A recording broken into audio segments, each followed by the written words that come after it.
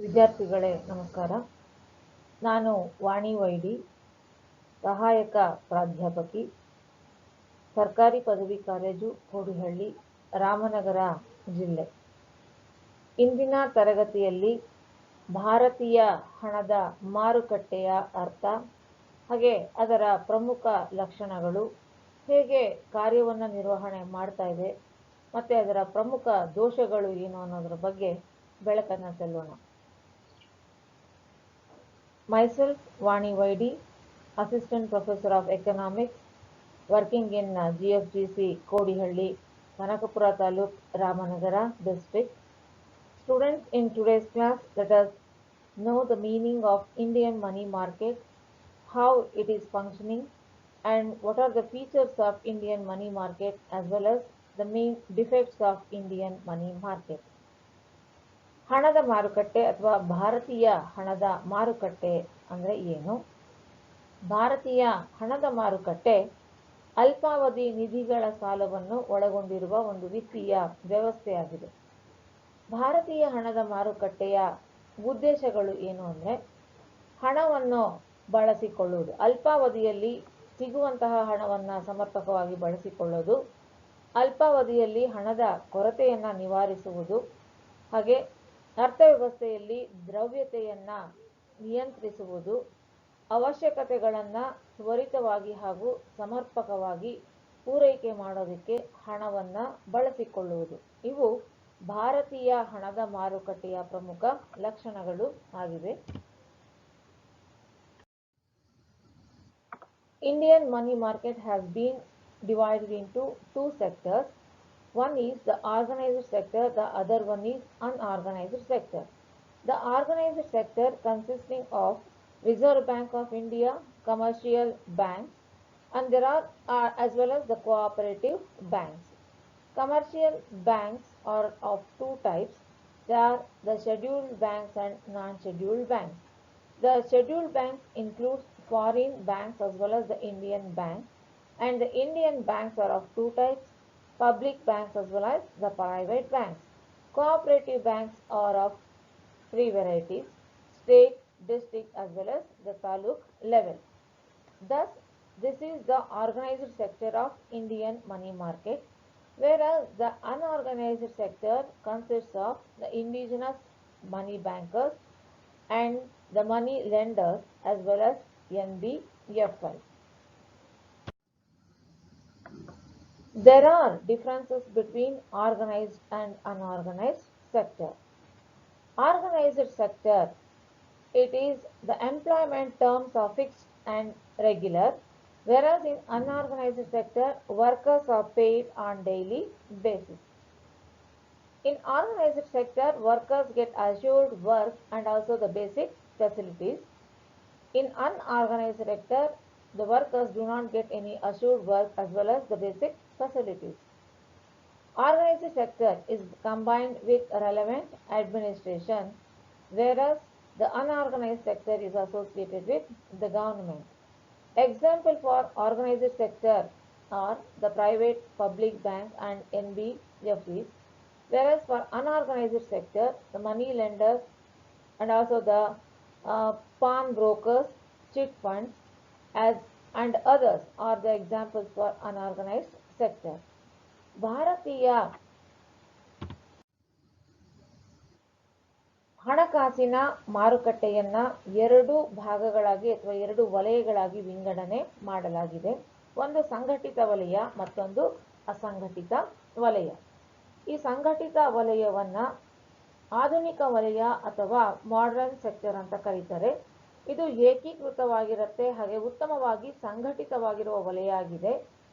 ಇದು ಬೇರೆ ಸಂಘಟಿತ ವಲಯವು ರಿಸರ್ವ್ ಬ್ಯಾಂಕ್, ಸ್ಟೇಟ್ ಬ್ಯಾಂಕ್ ಹಾಗೂ ಅದರ 7 ಪ್ರಮುಖ ಅಂಗಸಂಸ್ಥೆಗಳನ್ನು ಒಳಗೊಂಡಿದೆ. ಅಂದರೆ ಇಲ್ಲಿ ವಾಣಿಜ್ಯ ಬ್ಯಾಂಕುಗಳು, ವಿದೇಶಿ ಬ್ಯಾಂಕುಗಳು, ಸಹಕಾರಿ ಬ್ಯಾಂಕುಗಳು, ಹಣಕಾಸಿನ ಸಂಸ್ಥೆ, ನಿಗಮಗಳು, discount and finance house of India limited, ಈ ಎಲ್ಲ ಹಣಕಾಸಿನ ಸಂಸ್ಥೆಗಳನ್ನು ಸಂಘಟಿತ ವಲಯವು ಒಳಗೊಂಡಿದೆ.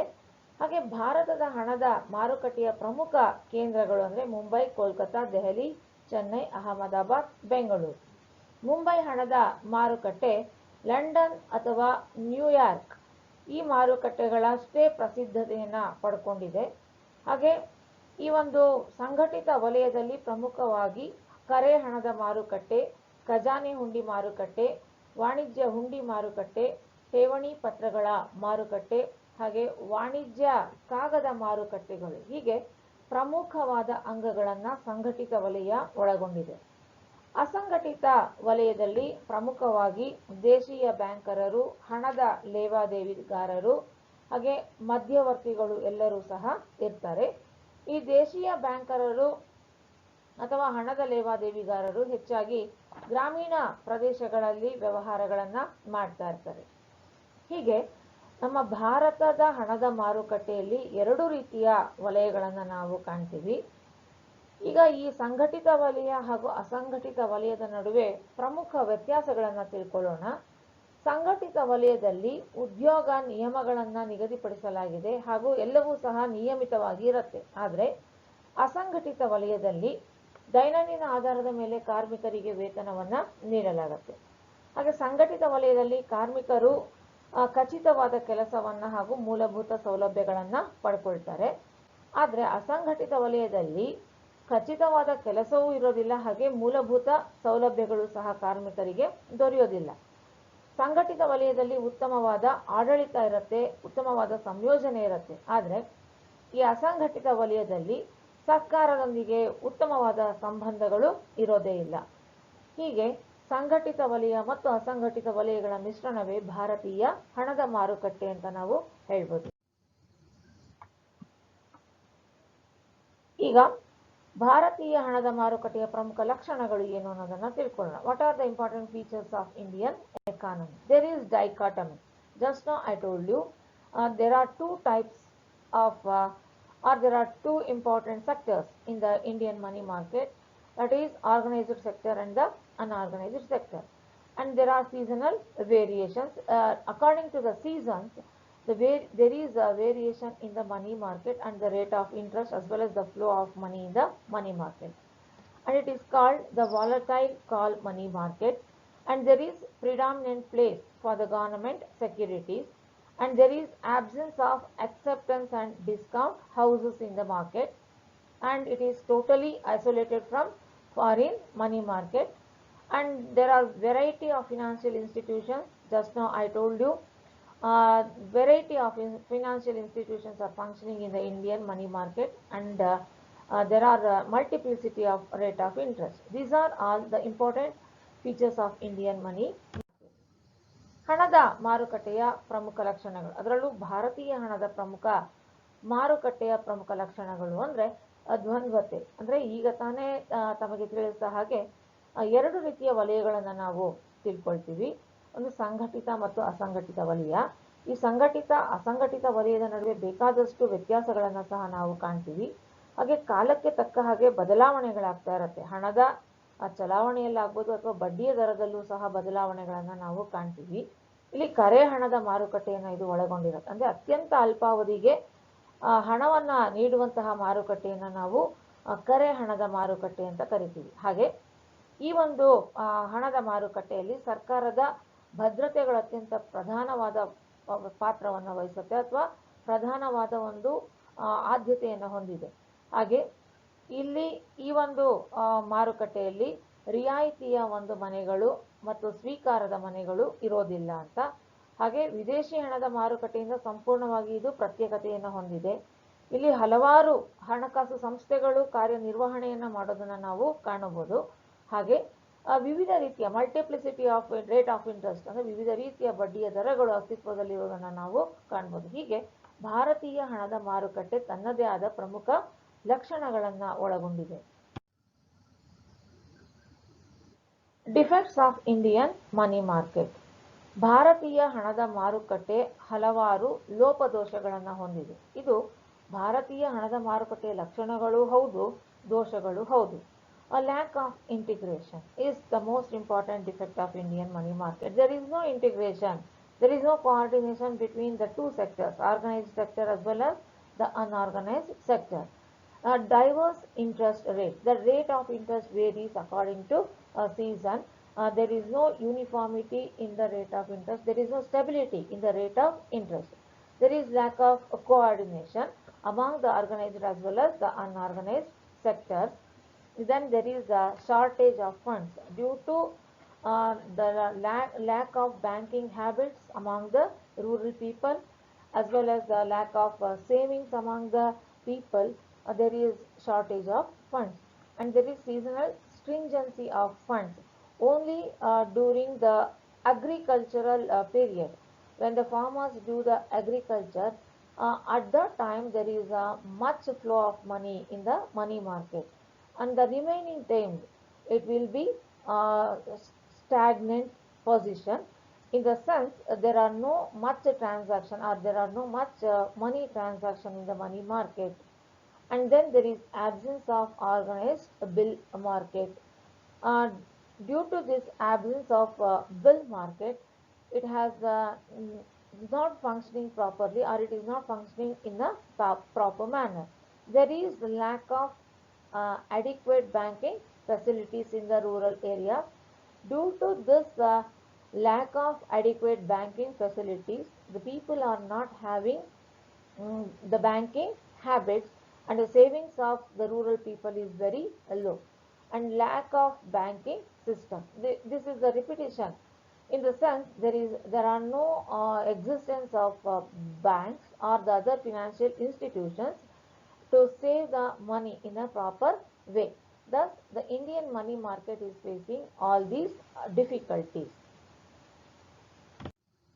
ಭಾರತೀಯ ಹಣದ ಮಾರುಕಟ್ಟೆಯಲ್ಲಿನ ಪ್ರಮುಖ ದೋಷಗಳು ಅಂದರೆ ಸಮನ್ವಯದ ಕೊರತೆ. ಸಮನ್ವಯದ ಕೊರತೆಯಲ್ಲಿ ಪ್ರಮುಖವಾಗಿ ಆರ್ಗನೈಸ್ಡ್ ಅಂಡ್ ಅನ್ಆರ್ಗನೈಸ್ಡ್ ಸೆಕ್ಟರ್, ಸಂಘಟಿತ ಹಾಗೆ ಅಸಂಘಟಿತ ವಲಯದ ನಡುವೆ ಉತ್ತಮವಾದ ಒಂದು ಬಾಂಧವ್ಯ ಇಲ್ಲ. ಎರಡೂ ಸಹ ಟೂ ಎಕ್ಸ್ಟ್ರೀಮ್ಸ್ ಅಂತಾನೆ ಹೇಳ್ಬೋದು. ಒಂದು ದಿಕ್ಕಾದ್ರೆ ದಕ್ಷಿಣ ಮತ್ತು ಉತ್ತರ ಧ್ರುವಗಳಂತೆ ಇದು ಒಂದೊಂದು ದಿಕ್ಕಿನಲ್ಲಿ ಕರ್ತವ್ಯವನ್ನು ನಿರ್ವಹಣೆ ಮಾಡ್ತದೆ. ಹೀಗಾಗಿ ಸಮನ್ವಯದ ಕೊರತೆಯಿಂದಾಗಿ ಮಾರುಕಟ್ಟೆ ಸಮರ್ಪಕವಾಗಿ ಕರ್ತವ್ಯವನ್ನು ನಿರ್ವಹಣೆ ಮಾಡೋದಕ್ಕೆ ಸಾಧ್ಯ ಆಗ್ತಾ ಇಲ್ಲ. ಹಾಗೆ ಬಡ್ಡಿಯ ದರದಲ್ಲಿ ವ್ಯತ್ಯಾಸಗಳನ್ನು ನಾವು ಕಾಣ್ತೀವಿ. ಒಂದೇ ರೀತಿಯ ಬಡ್ಡಿಯ ದರ ಇಲ್ಲ. ಅಂದರೆ ಇಲ್ಲಿ ವಾಣಿಜ್ಯ ಬ್ಯಾಂಕುಗಳು, ವಿದೇಶಿ ಬ್ಯಾಂಕುಗಳು, ಸಹಕಾರಿ ಬ್ಯಾಂಕುಗಳ ನಡುವೆ ಹೊಂದಾಣಿಕೆ ಇಲ್ಲದೆ ಕಾರಣ ಒಂದೊಂದು ಹಣಕಾಸಿನ ಸಂಸ್ಥೆ ತನ್ನದೇ ಆದ ಬಡ್ಡಿಯ ದರವನ್ನು ವಿಧಿಸುತ್ತೆ. ಹಾಗೆ ಸಾಮರಸ್ಯದ ಅಭಾವನೂ ಇದೆ, ಕೊರತೆ ಎದ್ದು ಕಾಣಿಸ್ತಾ ಇದೆ. ವಿದೇಶಿ ಬ್ಯಾಂಕುಗಳು, ವಾಣಿಜ್ಯ ಬ್ಯಾಂಕುಗಳು, ಸಹಕಾರ ಬ್ಯಾಂಕುಗಳ ನಡುವೆ ಉತ್ತಮವಾದ ಒಂದು ಬಾಂಧವ್ಯ ಇಲ್ಲವೇ ಇಲ್ಲ. ಈ ಒಂದು ಕಾರಣದಿಂದಾಗಿ ಹಣದ ಮಾರುಕಟ್ಟೆ ಸಮರ್ಪಕವಾಗಿ ಕಾರ್ಯನಿರ್ವಹಣೆಯನ್ನು ಮಾಡೋದಕ್ಕೆ ಸಾಧ್ಯ ಆಗ್ತಾ ಇಲ್ಲ. ಹಾಗೆ ಬಂಡವಾಳದ ಕೊರತೆ. ಯಾಕೆ ಬಂಡವಾಳದ ಕೊರತೆ ಹಣದ ಮಾರುಕಟ್ಟೆಯಲ್ಲಿ ಇದೆ ಅಂದರೆ, ಪ್ರಮುಖವಾಗಿ ಈ ಒಂದು ಹಳ್ಳಿಯಲ್ಲಿ ಇರುವ ಜನ, ಗ್ರಾಮೀಣ ಜನತೆ ಸಾಲದ ಒಂದು ಸಮಸ್ಯೆಯನ್ನು ಎದುರಿಸ್ತಾ ಇದ್ದಾರೆ. ಹಾಗಾಗಿ ಒಂದು ನಾಣ್ಣುಡಿ ಇದೆ, ಭಾರತೀಯ ರೈತರು ಸಾಲದಲ್ಲೇ ಹುಟ್ಟಿ ಸಾಲದಲ್ಲೇ ಬೆಳೆದು ಸಾಲದಲ್ಲೇ ಸತ್ತು ತಮ್ಮ ಮಕ್ಕಳಿಗೆ ಸಾಲವನ್ನೇ ಬಳುವಳಿಯನ್ನಾಗಿ ಬಿಟ್ಟು ಹೋಗ್ತಾ ಇದ್ದಾರೆ ಅಂತ. ಅಂದರೆ ಅವರಲ್ಲಿ ಹಣವನ್ನ ಉಳಿತಾಯ ಮಾಡುವ ಹವ್ಯಾಸಗಳು ಇಲ್ಲ, ಅಥವಾ ಬ್ಯಾಂಕಿಂಗ್ ಹವ್ಯಾಸಗಳು ಸಹ ಇಲ್ಲ. ಎಷ್ಟೇ ಹಣ ಬಂದ್ರೂ ಅವ್ರಿಗೆ ಸಾಲಲ್ಲ, ದುಂದು ವೆಚ್ಚವನ್ನ ಮಾಡ್ತಾರೆ. ಹೀಗಾಗಿ ಆ ಬಂಡವಾಳದ ಕ್ರೋಢೀಕರಣದ ಸಮಸ್ಯೆ ಇದೆ. ಈ ಬಂಡವಾಳದ ಕ್ರೋಢೀಕರಣದ ಸಮಸ್ಯೆಯಿಂದಾಗಿ ಹಣದ ಮಾರುಕಟ್ಟೆ ಸಮರ್ಪಕವಾಗಿ ಕರ್ತವ್ಯವನ್ನು ಅಥವಾ ಕಾರ್ಯನಿರ್ವಹಣೆ ಮಾಡೋದಕ್ಕೆ ಸಾಧ್ಯ ಆಗ್ತಾ ಇದೆ. ಹಾಗೆ ಹಣದ ಋತುಮಾನದ ಬಿಕ್ಕಟ್ಟು. ಹಣದ ಋತುಮಾನದ ಬಿಕ್ಕಟ್ಟು ಇಲ್ಲಿ ಪ್ರಮುಖವಾಗಿ ಸಾಮಾನ್ಯವಾಗಿ ಕೃಷಿ ಚಟುವಟಿಕೆಗಳಿಗೆ ಹಣಕಾಸು ಯಾವಾಗ ಬೇಕಾಗ್ಬೋದು ಅಂದರೆ ನವೆಂಬರ್ನಿಂದ ಜೂನ್ ಈ ತಿಂಗಳಲ್ಲಿ ಕೃಷಿ ಚಟುವಟಿಕೆಗಳು ಹೆಚ್ಚಾಗಿ ಇರೋದ್ರಿಂದ ಅಂದರೆ ಈ ರೈತರು ಹೆಚ್ಚಾಗಿ ಸಾಲವನ್ನು ಪಡ್ಕೊಳ್ತಾರೆ. ಅದಾದ ನಂತರ ಹಣಕಾಸಿಗೆ ಯಾವುದೇ ರೀತಿಯ ಬೇಡಿಕೆ ಇರೋದಿಲ್ಲ, ಸಂಪೂರ್ಣವಾಗಿ ಅಲ್ಲಿ ಸ್ತಬ್ಧವಾಗುತ್ತೆ. ಆ ಒಂದು ಹಣದ ಚಲಾವಣೆಯ ಪ್ರಮಾಣ ಕಡಿಮೆ ಆಗ್ತಾ ಬರುತ್ತೆ. ಹೀಗಾಗಿ ಕೇವಲ ವರ್ಷದ ಕೆಲವು ತಿಂಗಳುಗಳಲ್ಲಿ ಮಾತ್ರ ಹಣಕ್ಕೆ ಹೆಚ್ಚಿನ ಬೇಡಿಕೆ ಇರುತ್ತೆ, ಮತ್ತೆ ಕೆಲವು ತಿಂಗಳುಗಳಲ್ಲಿ ಹಣಕ್ಕೆ ಹೆಚ್ಚಿನ ಬೇಡಿಕೆ ಇರೋದೇ ಇಲ್ಲ. ಇದು ಒಂದು ಸಮಸ್ಯೆ. ಈ ಸಮಸ್ಯೆಯಿಂದಾಗಿ ಭಾರತೀಯ ಹಣದ ಮಾರುಕಟ್ಟೆ ಸಮರ್ಪಕವಾಗಿ ಕರ್ತವ್ಯವನ್ನು ನಿರ್ವಹಿಸೋದಕ್ಕೆ ಸಾಧ್ಯ ಆಗ್ತಿಲ್ಲ. ಹಾಗೆ ಅಸಮರ್ಪಕವಾದ ಬ್ಯಾಂಕಿಂಗ್ ಸೌಲಭ್ಯಗಳು, ಅಂದರೆ ಸಾಕಷ್ಟು ಪ್ರಮಾಣದಲ್ಲಿ ಬ್ಯಾಂಕಿಂಗ್ ಸೌಲಭ್ಯಗಳು ಗ್ರಾಮಾಂತರ ಪ್ರದೇಶಗಳಲ್ಲಿ ಇಲ್ಲ. ಕಡಿಮೆ ಇದೆ, ಬ್ಯಾಂಕುಗಳ ಶಾಖೆಗಳು ಸಹ ಕಡಿಮೆ ಇದೆ. ಈ ಕಾರಣದಿಂದಾಗಿ ಜನರಲ್ಲಿ ಬ್ಯಾಂಕಿನಲ್ಲಿ ಹಣವನ್ನು ಕೂಡಿಡುವ ಅಥವಾ ಠೇವಣಿಗಳನ್ನು ಇಡುವಂತಹ ಠೇವಣಿಗಳಾಗಿ ಹಣವನ್ನು ಇಡುವಂತಹ ಒಂದು ಪದ್ಧತಿ ಇಲ್ಲವೇ ಇಲ್ಲ. ಈ ರೀತಿಯ ಸಮಸ್ಯೆಯಿಂದಾಗಿ ಭಾರತದಲ್ಲಿ ಇಷ್ಟು ಜನಸಂಖ್ಯೆಗೆ ಒಂದು ಬ್ಯಾಂಕ್ ಇರಬೇಕು ಅಂತ ಇದೆ. ಆದರೆ ಭಾರತದಲ್ಲಿ ತುಂಬ ಹೆಚ್ಚು ಜನಸಂಖ್ಯೆಗೆ ಒಂದೇ ಒಂದು ಬ್ಯಾಂಕ್ ಇರೋದ್ರ ಕಾರಣದಿಂದಾಗಿ ಜನ ಬ್ಯಾಂಕಿಂಗ್ ಹವ್ಯಾಸ ಅಂದರೆ ಏನೂ ಗೊತ್ತಿಲ್ಲ. ಈ ಕಾರಣದಿಂದಾಗಿ ಹೆಚ್ಚು ಹಣವನ್ನು ಬ್ಯಾಂಕುಗಳಲ್ಲಿ ಕ್ರೋಢೀಕರಣ ಮಾಡೋದು ತುಂಬಾ ಸಮಸ್ಯೆ ಆಗಿದೆ. ಈ ಸಮಸ್ಯೆಯಿಂದಾಗಿ ಹಣದ ಮಾರುಕಟ್ಟೆ ಸಮರ್ಪಕವಾಗಿ ಕರ್ತವ್ಯವನ್ನು ನಿರ್ವಹಿಸೋದಕ್ಕೆ ಸಾಧ್ಯ ಆಗ್ತಿಲ್ಲ. ಹಾಗೆ ವ್ಯವಸ್ಥಿತ ಬ್ಯಾಂಕಿಂಗ್ ಇಲ್ಲ ಅಂತ ಅಂದರೆ ಯಾವ ಸಂದರ್ಭದಲ್ಲಿ ಎಷ್ಟು ಪ್ರಮಾಣದಲ್ಲಿ ಸಾಲ ಕೊಡಬೇಕು, ಯಾರಿಗೆ ಸಾಲ ಕೊಡಬೇಕು, ಯಾರು ನಿಜವಾಗೂ ಸಾಲವನ್ನು ತೆಗೆದುಕೊಳ್ಳುವಕ್ಕೆ ಅರ್ಹರಾಗಿದ್ದಾರೆ, ಸಾಲದ ಮರುಪಾವತಿ ಆಗ್ತಿದೆಯಾ ಇಲ್ವಾ, ಈ ರೀತಿಯ ಯಾವುದೇ ಸಮರ್ಪಕವಾದ ಅಥವಾ ವ್ಯವಸ್ಥಿತವಾದ ಬ್ಯಾಂಕಿಂಗ್ ಸೌಲಭ್ಯಗಳು ಇಲ್ಲದ ಕಾರಣ ಮತ್ತೆ ಏನು ಮಾಡ್ತಿದ್ದಾರೆ ಈ ರೈತರು ಅಂದರೆ ಹಳ್ಳಿಯಲ್ಲಿರುವ ಈ ಅಸಂಘಟಿತ ವಲಯದ ಸಾಹುಕಾರರು, ಜಮೀನ್ದಾರರು, ಹಣದ ಲೇವಾದೇವಿಗಾರರು ಇವರ ಹತ್ರನೇ ಹಣವನ್ನು ಸಾಲಕ್ಕೆ ಪಡ್ಕೊಳ್ತಾ ಇದ್ದಾರೆ, ಹೆಚ್ಚಿನ ಬಡ್ಡಿಯ ದರವನ್ನು ಪಾವತಿ ಮಾಡ್ತಾ ಇದ್ದಾರೆ. ಈ ಸಮಸ್ಯೆ ಈಗಲೂ ಸಹ ಹಳ್ಳಿಗಳಲ್ಲಿ ಇದ್ದೇ ಇದೆ.